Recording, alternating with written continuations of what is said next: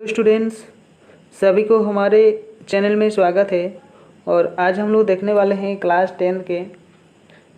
Tenth के हम लोग कुछ जो कि ये जियोग्राफी का है। और इसमें आज हम लोग देखेंगे भारत के वनस्पति जात और प्राणी जात। तो ये चैप्टर नंबर है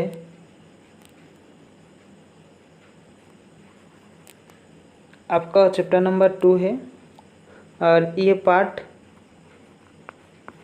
कितना है? पार्ट 1 है। इसका पार्ट 1 है चैप्टर 2 का। तो चलिए इसे हम लोग स्टार्ट करते हैं। भारत में वनस्पति जात और प्राणी जात।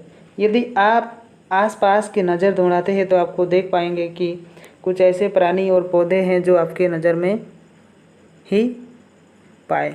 कुछ ऐसा भी चीज़ है जो हम लोगों को अच्छे से दिखता तो नहीं है, लेकिन हम लोग का काम जो है वो करा देता है, हो जाते हैं। वास्तव में भारत जैव विविधता के संदर्भ में विश्व के सबसे समृद्ध देशों में से एक है। और यहाँ विश्व की सारी जैव उपजातियों की प्रतिशत जो है ये लगभग कितना लाख है? 16 लाख है। 16 लाख पाई जाती है। ये सभी खेतों में आने वाली, सभी खोजी में आने वाली उपजातियों में से 2 या 3 गुण होते थे। यह अब पहले भारत में पाए जाने वाले नदियों और वनों और वन्य जीवों के संसाधनों के क्षेत्रफल और किस्मों के बारे में हम लोग पढ़ चुके हैं।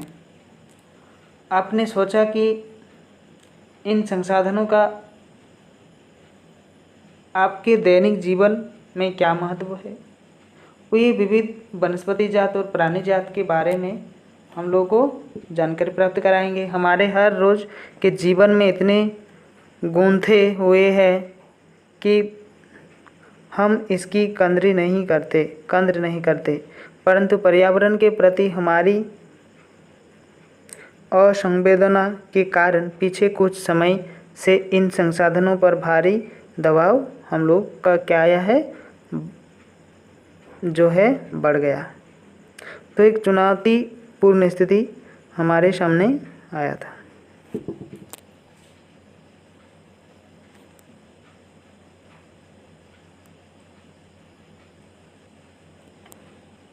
अब हम लोग देखेंगे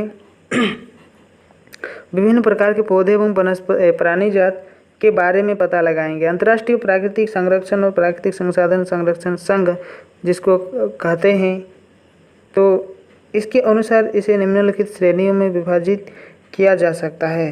पहले हम लोग देखेंगे वन प्रजाति, यानी कि वन प्रजाति में जो सामान्य जाति होते हैं इसके बारे में हम लोग जानेंगे। वे जातियाँ हैं जिनकी संख्या जीवनी रहने के लिए एक सामान्य मानी जाती है, जैसे पशु, साल, चीड़ और कृंतक। यानी कि इसका जो जीवन है ये सामान्य नॉर्मल है, मरेगा तो भी कुछ नहीं, मतलब इस तरह से होता है, लेकिन इस तरह से थोड़ा बहुत कार्य होता है। जैसे ये तो पढ़ लिए इत्यादि। अब आएंगे हम लोग संकटग्रस्त परिस्थिति। वे प्रजातियां हैं जिनमें लुप्त होने का खतरा है, जिन विषय परिस्थितियों के कारण इनकी संख्या कम हुई है।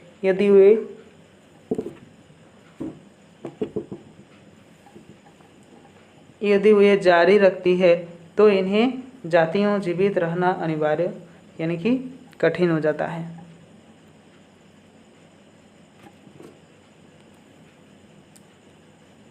काला हिरन, मगरमच्छ, भारतीय जंगली गधा, घोड़ा, शेर, मूछ वाला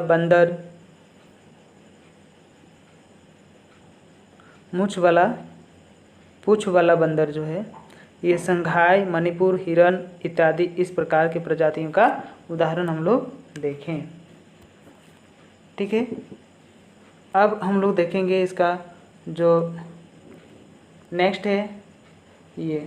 ठीक है, ये क्या है? देखिए, सुभेद प्रजातियाँ। ये प्रजातियाँ हैं जिनकी संख्या घट रही है। जिनकी संख्या क्या हो रही है? घट रही है। यदि इसकी संख्या पर विपरीत प्रभाव डालने वाली परिस्थितियाँ नहीं बदलती जाती है तो इसकी संख्या घटती